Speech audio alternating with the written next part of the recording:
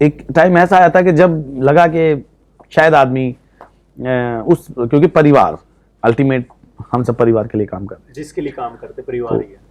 हाँ, तो इनके जीवन में एक ऐसा घटना घटी जो मुझे भी शॉक कर गई। इनको बेबी था इनका, और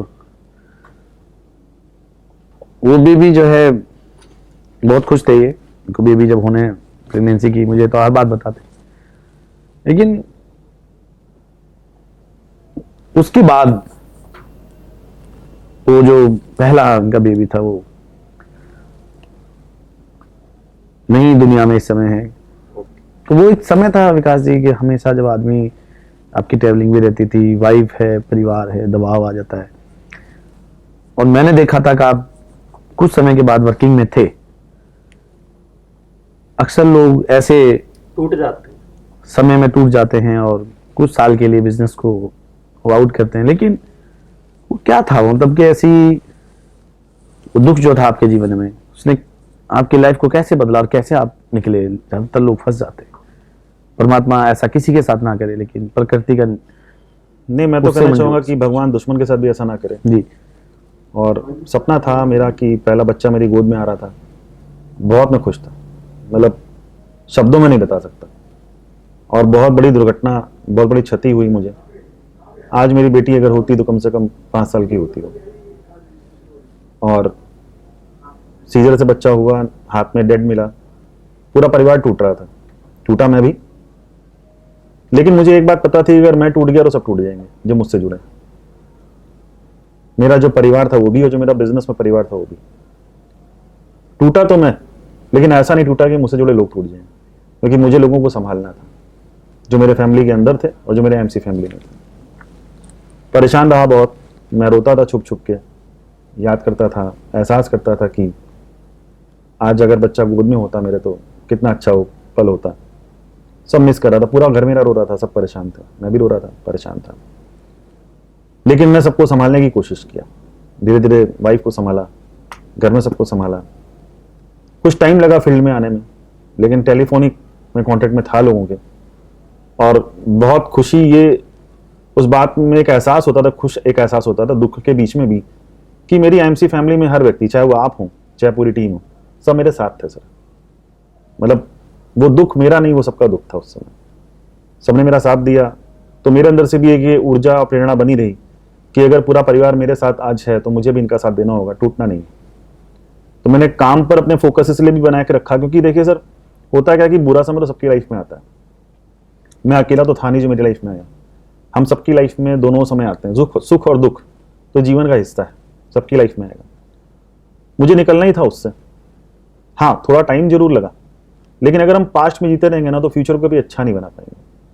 तो मैं निकला उस पास्ट से, ईमानदारी से कहूँ तो आज भी नहीं निकल पाया हूँ।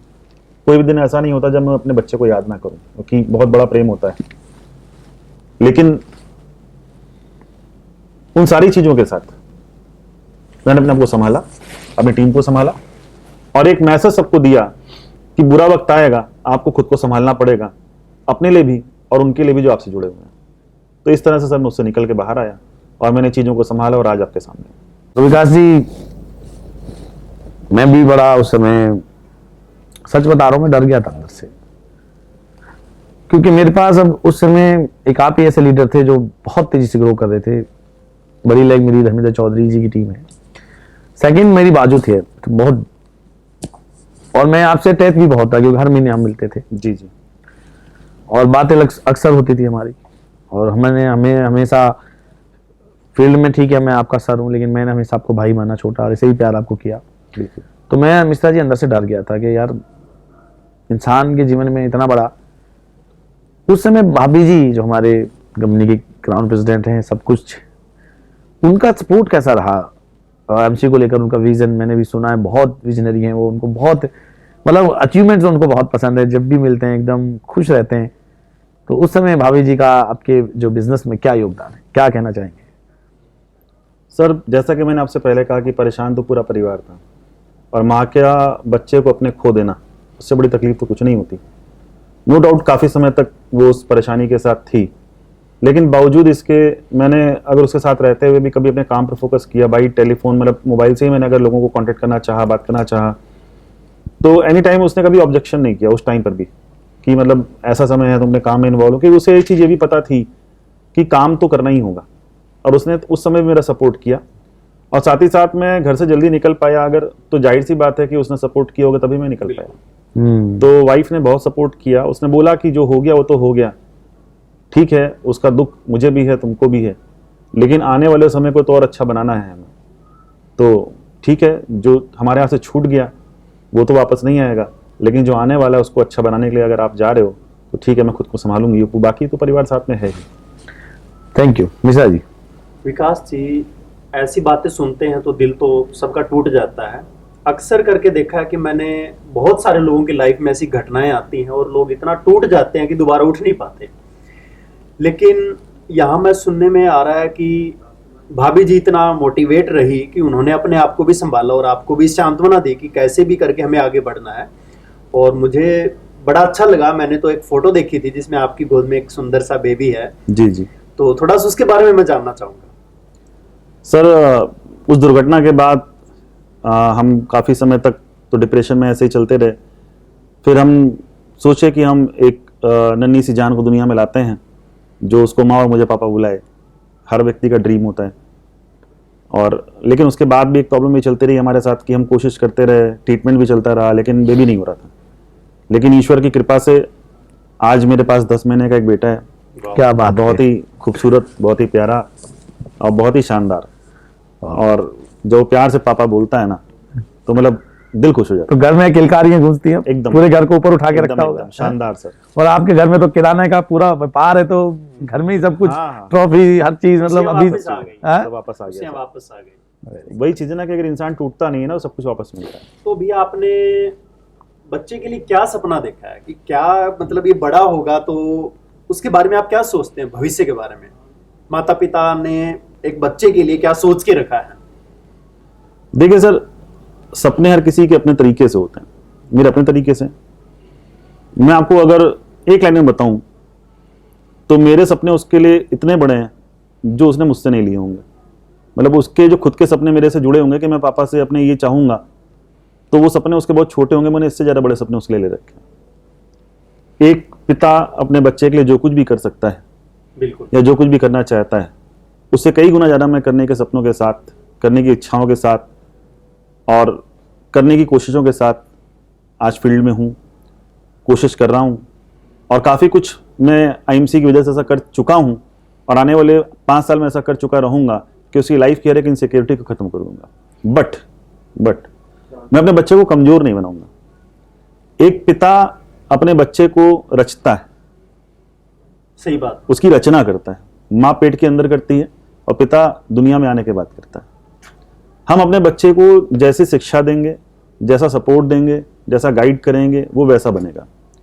अगर मैं उसको डिपेंडेंट बना दूंगा, उसको इस बात का एहसास दिला दूंगा वो कि उसे बिना कुछ किए दुनिया में सब कुछ मिल जाएगा, उसके पिता ने करके रखा है, तो शायद वो कमजोर हो जाएगा।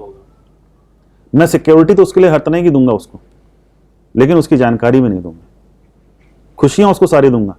आपने लेकिन डायरेक्ट मैं ये कहूंगा कि बहुत अच्छा मैसेज दे दिया कि जो हमारे आईएमसी के टॉप लीडर्स हैं, तो कहां ना कहां बच्चे को ये फील नहीं कराना चाहिए कि उनके फादर ने उनके लिए उनको बहुत कुछ कमा के दे रहा ताकि वो एफर्ट करना छोड़ दे। एफर्ट नहीं, हाँ, ये बहुत बड़ा मैसेज मैं आपसे आज सीख रहा हूँ। बिल्कुल, कि हमें उनको, जैसे हम जिन हालातों से गुजरे हैं, हम नहीं चाहेंगे कि वो उन हालातों से गुजरे। मैं तो कहना चाहूंगा सर कि जैसे अभी हम 3 लीडर्स यहाँ बैठे हैं, देखा जाए तो हम सभी सेल्फ मेड, तो क्यों ना हमारे बच्चे भी सेल्फ मेड हो। उनके फादर ने क्या किया वो सेकेंडरी है, वो क्या करेंगे प्राइमरी ये है, क्योंकि जब वो अपने दम पे करेंगे ना तो मेरा कलेजा और चौड़ा होगा। उनका हम टैलेंट देख सकते हैं और उस टैलेंट के हिसाब से हम उसको वहां तक पहुंचने में उनकी सपोर्ट कर सकते हैं। बिल्कुल सर। एक मैं क्वेश्चन है हमारा मन में कि आईएमसी एसोसिएट्स, जो भी आप पूरी आईएमसी इंटायर फैमिली पूरे भारत में काम कर रही है, तो अगर आप उनको एज ए टीम, और वो कैसे अपने सपनों को डेवलप करें, और कुछ लीडरशिप टिप्स होते हैं और हर इंसान के अपने अपने हैं, मैं हमेशा मानता हूं कि हर इंसान कुछ ना कुछ दुनिया में लेके आया है, उसमें कुछ तो खास है जो मुझ में नहीं है। वैसे आप में कुछ खास है, सर में कुछ खास है, हर एक व्यक्ति में कुछ ना कुछ होता है। लेकिन प्रॉब्लम क्या है कि वो केवल प्रॉब्लम को फोकस करता है, जो कुछ खास है उसको छोड़ देता उसको छोड़ देता। तो अब क्या पूरे आईएमसी एंटायर परिवार को, मैं कहता हूं भारत के 140 करोड़ लोगों को, इतनी बड़ी आज आपकी पर्सनैलिटी है कि करोड़ रुपए की जैगवार मेंटेन करते हो, कोई बच्चों का खेल नहीं है, और इतने कम समय में, और ये सब हमने देखा, इतनी स्ट्रगल थी, और फिर आज आप इतना बड़ा मोटिवेट है। तो क्या आप कहना चाहते हैं उन लोगों से जो कमजोरी का रोनर होते हैं हमेशा, अपनी टीम को क्या कहना चाहते हैं? देखिए सर, मैं पूरे आईएमसी फैमिली को और पूरे देश में जो भी मुझे सुन रहा है, भले वो आईएमसी फैमिली का हिस्सा है या नहीं है, सबको कहना चाहूंगा कि मोटिवेशन और डीमोटिवेशन नाम का कोई शब्द एग्जिस्ट नहीं करता। मतलब सबकी अपनी राय होगी, मेरी अपनी ये राय है कि there is no word motivation और डीमोटिवेशन, ये होता ही नहीं। अगर आपके अंदर अपने सपनों और जिम्मेदारियों को लेकर एहसास है, आपको उनका एहसास है, तो आप कैसे डिमोटिवेट हो सकते हो? और अगर आपके अंदर उसका एहसास मर गया है तो आपको कौन मोटिवेट कर सकता है? बहुत अच्छी बात, बिल्कुल सही बात। अगर आपको अपनी जिम्मेदारियों का और सपनों का एहसास है तो आप कुछ भी कर सकते हैं, और अगर आपको उसका एहसास खत्म हो गया तो आप कुछ भी नहीं कर सकते। इमोशन से ही दुनिया में सब कुछ होता है, और ये भी एक इमोशन है। आपको अगर अपने सपनों के प्रति आप इमोशनल हैं, अगर अपने परिवार और जिम्मेदारियों के प्रति इमोशनल हैं, आपके इमोशंस हावी हैं कि आपको वो पूरा करना है, तो आप डिमोटिवेट कैसे हो सकते हैं? और सर ईमानदारी से, आप मेरे सामने बैठे हो, आपने कभी मुझे मोटिवेट किया हो तो बताइए। आप सेल्फ मोटिवेट थे, कभी ऐसा मुझे कहना नहीं पड़ा कि विकास जी काम करना है। आपने हमेशा अपने अंदर आग दिखाई मुझे। इसलिए तो कहते हैं कि मोटिवेशन अंदर से होती है, बाहर से आपको कोई मोटिवेट नहीं कर सकता। एज ए अपलाइन तो आपने मुझे बहुत गाइड किया, मुझसे कहा भी चीजों को, लेकिन मैंने कभी किसी को ये शिकायत का मौका नहीं दिया कि मैं अकर्मण्य हूँ, आलसी हूं। और ये हर इंसान को अपने अंदर खत्म करना पड़ेगा, क्योंकि अगर आपको सक्सेस चाहिए तो आलस से छोड़ना पड़ेगा, कंफर्ट जोन छोड़ना पड़ेगा, आग लगा के रखनी पड़ेगी। वो आग मैंने अपने अंदर लगा के रखी थी सर। आप किसी भी प्रोफेशन में हैं, आपको उस प्रोफेशन के प्रति ईमानदार होना पड़ेगा, अपने काम के प्रति ईमानदार होना पड़ेगा, अगर आपको अपने सपनों को, जिम्मेदारियों को अचीव करना है तो। और रही बात आईएमसी के एसोसिएट्स के लिए कोई मैसेज की, तो मैं कहना चाहूंगा कि अगर हम जिस इंडस्ट्री की बात करें, जिस इंडस्ट्री में हम हैं, ये इंडस्ट्री डायरेक्ट सेलिंग, और इस इंडस्ट्री में हम एक बेस्ट कंपनी, हमारी जो है द बेस्ट कंपनी आईएमसी इसका हिस्सा है। सबसे पहले तो गर्व की बात है, और हर व्यक्ति जो यहाँ जुड़ रहा है सक्सेसफुल हो सकता है। हाँ, ये तो सृष्टि का नियम है कि किसी भी प्लेटफॉर्म पे हर कोई सफल नहीं होता, सफल होने वाले लोग कुछ ही होते हैं। आप चाहे वो एक क्लासरूम की बात करिए, चाहे वो एक आईएएस ऑफिसर की बात करिए, और चाहे वो कोई चुनाव की बात कर लीजिए, जीतेगा तो कोई एक ही सही है। लेकिन यहाँ पर थोड़ा सा अलग है मामला इलेक्शन से, कि यहाँ पर हम सबको बराबर से मौका देते हैं। यहाँ पर किसी भी लेवल पर एक नहीं कई हो सकते हैं, लेकिन फिर भी कुछ ही लोग क्यों अचीव करते हैं? क्योंकि उस सिस्टम को फॉलो नहीं करते। आपको अगर एक ब्रिज बनाना है ना, और आप इंजीनियर हैं, तो उस ब्रिज को बनाने का जो कॉन्सेप्ट होगा, आपको बेसिक कॉन्सेप्ट तो मानना ही पड़ेगा, तभी वो ब्रिज बनकर तैयार होगा। आप बोलोगे नहीं बेसिक कॉन्सेप्ट नहीं मानेंगे, अपनी मनमानी से ब्रिज बनाएंगे, तो शायद आप खड़ा तो कर दोगे लेकिन वो चलेगा नहीं, गिर जाएगा, साइकिल से भी गिर सकता है, वो डिसबैलेंस हो जाएगा। लेकिन अगर आपने उसे कॉन्सेप्ट से बनाया है ना, कुछ कमी भी रहेगी तो सालों साल चलता रहेगा। तो बेसिक बात यह है कि जो लोग कॉन्सेप्ट को फॉलो नहीं करते, जो सिस्टम को फॉलो नहीं करते, वो कभी भी सक्सेस का ब्रिज बना नहीं पाते सर। अगर आपको कॉन्सेप्ट फॉलो करेंगे तो सब कुछ हो सकता है। विकास जी, हम लोग 2021 और 22 में हैं, और ये साल का पहला वीक है फाइनेंशियल ईयर का। मैं अपने सभी आईएमसी परिवार और सभी एसोसिएट को, और आईएमसी के जितने भी लोग हमें सुनेंगे, आप एक साल का कमिटमेंट और 2 कमिटमेंट आपके आने वाले 5 साल के, यानी कि 2025 के, बिल्कुल आपका वादा, क्योंकि आज मैं और शिवकांत जी बैठे हैं, हम सुनना चाहते हैं, और क्योंकि ऑन रिकॉर्ड हैं हम, और हमें पता है कि जो आप बोलते हो वो कहते हो, करते भी हैं, और वो करते भी हैं। तो आपका जो इस साल का जो आपका टारगेट है, और टीम चैंपियन के बारे में भी, जिसके आप बहुत बड़े लीडर हैं, तो क्या है इस साल का आपका वादा, ताकि लोग उस बात को जाने? सर, टीम चैंपियन का आज एक साल पूरा हो चुका है, फर्स्ट एनिवर्सरी हो चुकी है, और टीम चैंपियन को शुरू करने वाले मुखिया आप हैं, आपके साथ मैं बात कर रहा हूँ। बहुत ही गर्व की बात है कि आपके साथ काम करने का मौका मिला है, और टीम चैंपियन के साथ काम करते हुए जो भी बेस्ट अपना देना होगा मैं दूंगा। पहला वादा है आपसे, जो भी आप और टीम मांगेगी उसके लिए मैं हमेशा खड़ा हूँ। रही बात मेरे टारगेट्स की इस साल, तो सबसे पहली बात यह है कि इस साल में मैं अपनी टीम में कम से कम 100 चेयरमैन बनाऊंगा, और ये चेयरमैन मेंटेन्ड चेयरमैन होंगे। वाह, वाह, बहुत बड़ी बात। साथ ही साथ मैं आपसे कहना चाहता हूं कि इस साल का मेरा टारगेट कम से कम 4 क्राउन प्रेसिडेंट बनाने का है। क्या बात है, जबरदस्त। और मैं मैं- 4 करोड़ में इतिहास बना दोगे। और साथ ही साथ मेरा टारगेट है कि इस फाइनेंशियल ईयर में कम से कम 4 से 5 लग्जरी कार्स निकलवाऊंगा अपनी टीम के अंदर। Very good. जो एक आ चुकी है। नहीं, उसको छोड़कर सर, अच्छा, ठीक है, ठीक वो तो पिछले फाइनेंशियल ईयर में आई है। है। Very good, thank you.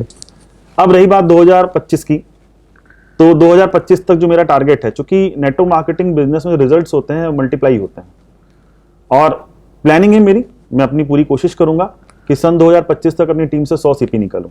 वाह, क्योंकि अगर मैं इस साल 5 निकाल देता हूं, हम्म, तो आने वाले 4 साल में उन 5 का अगर मैं मल्टीप्लाई करूंगा तो 100 तो आराम से निकलता है। आराम से बन सकते हैं। दूसरी बात कि इंडस्ट्री भी बूम कर रही है सर, लोग इंडस्ट्री की पावर को समझ रहे हैं, और हमारा मैनेजमेंट हमारे साथ कंधे से कंधा मिलाकर है। नए नए प्रोडक्ट्स लगातार आ रहे हैं, बिजनेस प्लान इतना खूबसूरत हमारा, इतनी अच्छी इनकम देने वाला है, अचीवमेंट्स बढ़ रहे हैं, तो ये मल्टीप्लाई भी होंगे। तो इसलिए मैं पूरे दावे से कह सकता हूं कि मैं पूरी कोशिश करूंगा कि सन 2025-26 का जो फाइनेंशियल ईयर होगा उसमें कम से कम 100 सीपी बना चुका रहूंगा। साथ ही साथ जो मेरा व्यक्तिगत लक्ष्य है वो ये है कि मैं सन 2025-26 के फाइनेंशियल ईयर में अपनी खुद की एक नई कार मेंटेन करना शुरू करूंगा, जिसका नाम है रोल्स रॉय। क्या बात। और साथ ही साथ मैं कम से कम 1 एकड़ का फार्म हाउस बेंगलोर अपना तैयार करूंगा, जिसमें जो अपने बच्चे को मैं गिफ्ट करूंगा। ये मेरा सर टारगेट है 2025 तक का।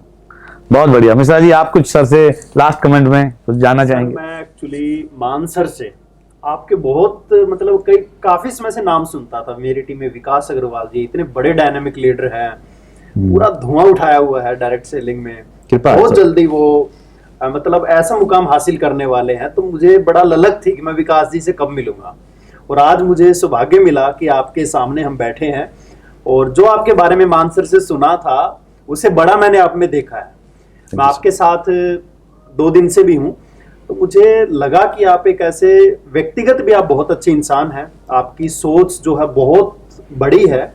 और आज इंटरव्यू में जो मैंने सुना उससे मुझे भी लगा, मानसर ने जो सवाल पूछा पर्सनली मैं नहीं जानता था, लेकिन उससे मुझे ऐसा लगता है कि आप बहुत आगे जाएंगे, क्योंकि आप इमोशनली मजबूत हैं।